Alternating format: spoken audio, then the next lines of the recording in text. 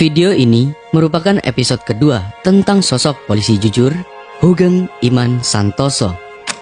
Saat Hoegeng menjabat sebagai Kapolri di masa pemerintahan Orde Baru, ia berhasil menangani berbagai kasus. Namun, tidak untuk dua kasus besar yang melibatkan para mafia dan pejabat pemerintahan. Pertama, kasus penyelundupan mobil. Kasus ini dilakukan oleh komplotan Robi Cahyadi. Namun, kasusnya terhenti karena melibatkan para mafia dan pejabat pemerintahan, termasuk Presiden Soeharto sendiri. Kedua, kasus Sum Kuning. Kasus ini merupakan pemerkosaan 5 pemuda tak dikenal terhadap Sumariem atau Sum Kuning. Namun, lagi-lagi kasus ini terhenti karena para pelaku ternyata dari komplotan keluarga pejabat dan salah satu dari keluarga pahlawan revolusi. Dua kasus besar ini semuanya langsung ditangani oleh Jenderal Hoegeng.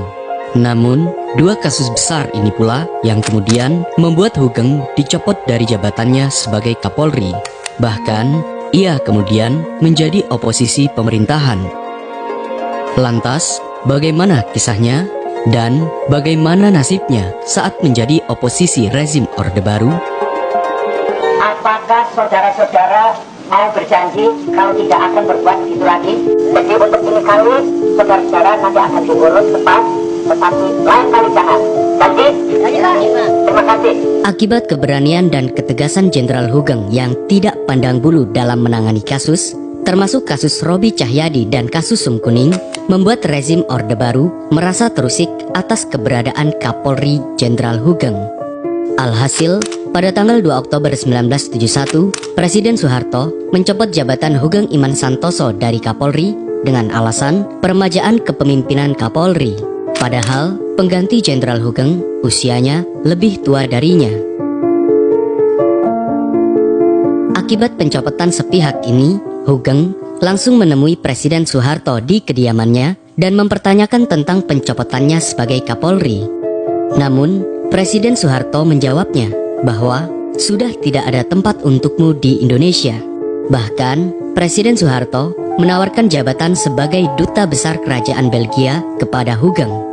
Mendengar jawaban itu, Hoegeng pun menolak tawaran dari sang presiden dan langsung pergi.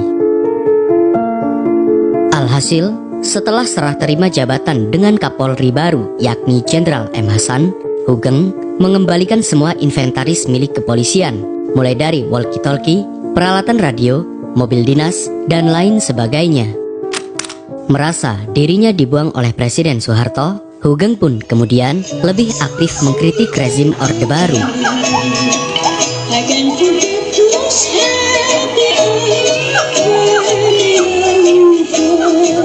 Menariknya, kritikan Hoegeng ini dicurahkan dalam karya seni, baik dengan melukis maupun bernyanyi. Pada dekade 1970-an, misalnya, Hoegeng bersama grup musik The Hawaiian Seniors kerap tampil berkala dalam acara yang bertajuk Irama Lautan Teduh di sebuah acara televisi.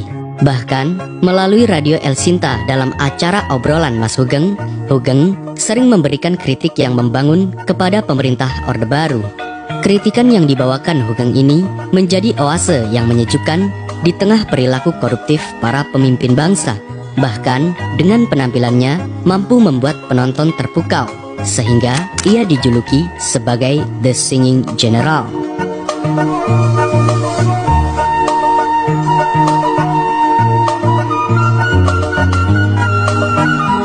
Kala itu, melalui lagu yang dibawakan bersama The Hawaiian Senior, Hoegeng semakin meningkatkan intensitas kritikannya kepada rezim Orde Baru.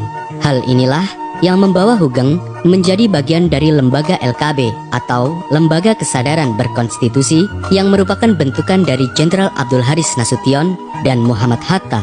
Lembaga inilah yang nantinya mengeluarkan sebuah petisi dan kritikan keras kepada Presiden Soeharto karena dianggap telah lupa diri dan menggunakan Pancasila sebagai dalih untuk menghabisi lawan politiknya. Namun, sebagaimana yang telah disarikan dari laman historia.id karya Martin Sitompul dengan tajuk Hoegeng, pensiunan Kapolri jadi seniman karena berbagai kritikan yang tergabung dalam sebuah petisi justru membuat rezim Orde Baru mencabut hak-hak warga negara mereka dan membuat mereka hidup bagaikan gelandangan politik. Tak terkecuali terhadap sosok Hoegeng Imman Santoso.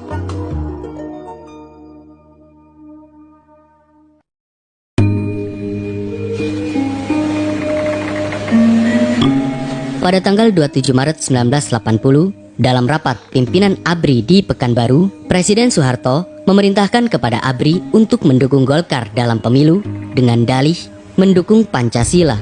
Jika tidak memilih Golkar, berarti melawan Pancasila. Hal ini membuat resah dalam tubuh ABRI sendiri. Dan pada tanggal 16 April 1980, lagi-lagi Presiden Soeharto menggunakan Pancasila sebagai senjata politiknya. Sebagaimana yang tercatat dalam Harian Republika tahun 2011 tulisan Selamat Ginting, di depan petinggi ABRI, Presiden Soeharto lantas membuat pernyataan bahwa siapapun yang mengkritik saya berarti mengkritik Pancasila. Hal inilah yang membuat para tokoh nasional sekaligus pejabat senior untuk berkumpul membahas perlakuan Presiden Soeharto yang dinilai sudah melewati batas. Alhasil, pada tanggal 5 Mei 1980, Hoegeng Imman Santoso bersama dengan AM Fatwa, Muhammad Natsir, Abdul Haris Nasution, dan 46 tokoh nasional lainnya berkumpul untuk menandatangani petisi 50. Sebagaimana dalam laman tirto.id tulisan Iswara N. Raditya dengan tajuk Petisi 50 menggugat Soeharto yang menyalahgunakan Pancasila, mereka yang menandatangani petisi 50 pada tanggal 13 Mei 1980 mendatangi gedung MPR DPR. Di sanalah dengan berani Muhammad Natsir membacakan isi dari petisi tersebut di hadapan anggota DPR.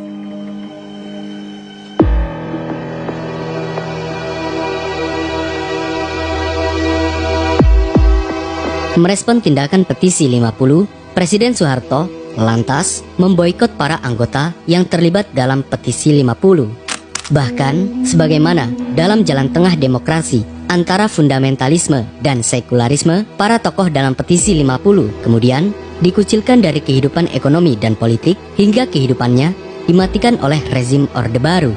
Tak terkecuali terhadap sosok Hoegeng Imman Santoso. Selain itu, mereka dilarang pergi ke luar negeri.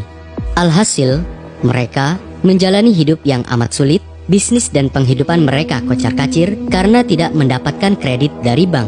Selain itu, mereka juga tidak boleh menghadiri acara-acara kenegaraan.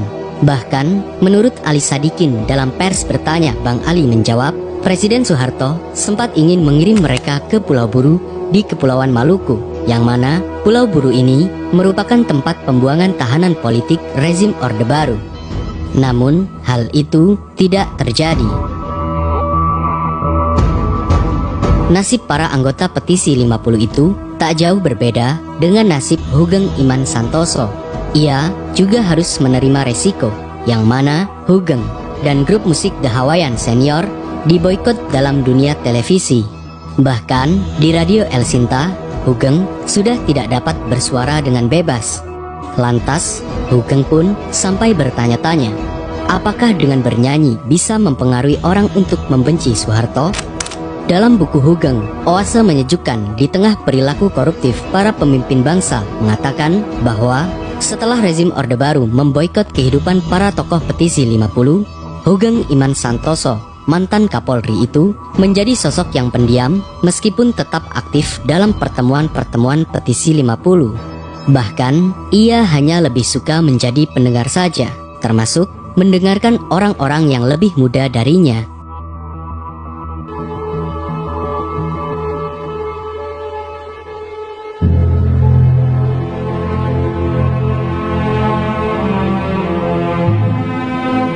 Terlepas dari berbagai masalah yang menimpa Hoegeng akibat petisi 50, sosok mantan Kapolri itu tetap menjalani kehidupan yang sederhana dan memenuhi kebutuhan sehari-hari dengan menjual lukisan yang dibuatnya. Namun, kisah kejujuran dan kesederhanaan Hoegeng Imman Santoso harus terhenti pada 2004. Sebagaimana dalam buku Hoegeng, Polisi dan Menteri Teladan, akibat penyakit stroke yang dideritanya pada tanggal 14 Juli 2004, Hugeng Iman Santoso meninggal dunia di Rumah Sakit Cipto Mangunkusumo pada usianya yang ke-83 tahun.